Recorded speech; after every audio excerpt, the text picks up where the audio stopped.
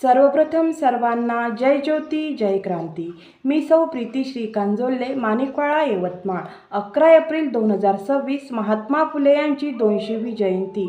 त्यानिमित्ताने महात्मा फुले यांनी त्या काळी अखंडाद्वारे मोठे प्रबोधनात्मक कार्य केले, ते आजही उपयुक्त असून त्या अखंडादी काव्यरचनेमधील मी सादर करीत आहे काही अखंड।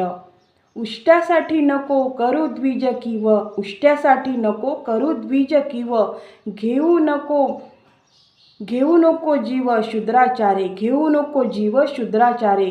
अशा वर्तनाने अधोगती जाशी, अशा वर्तनाने अधोगती जाशी, पश्चातापी होशी अखेरीस, पश्चाताप होशी अखेरीस।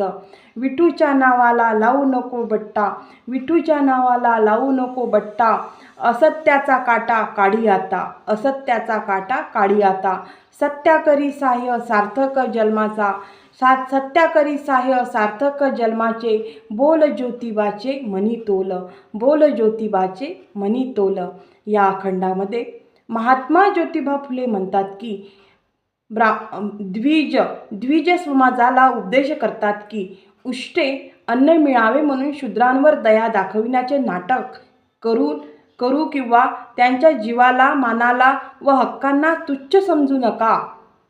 अशा अन्यायकारक आणि अमानवी वर्तनामुळे शेवटी तुमची नैतिक अधोगती होईल आणि आयुष्याच्या अखेरीस पश्चाताप करण्याची वेळ येईल। पुढे ते सांगतात की विठ्ठलाच्या नावाला असत्य किंवा ढोंग आणि जातीय अन्यायाचा कलंक लावू नका, धर्माच्या नावाखाली खोटेपणा करू नका। आपल्या मनातील असत्याचा काटा काढून टाका आणि सत्याचा स्वीकार करा। सत्याला साथ दिल्यासच मानवी जन्माचे खरे सार्थक होते। शेवटी महात्मा फुले सांगतात की त्यांच्या या सत्यवचनाचा मनापासून विचार करा, त्यांचे मोल जाणून घ्या, सत्य, समता आणि न्यायाचा मार्ग स्वीकारा।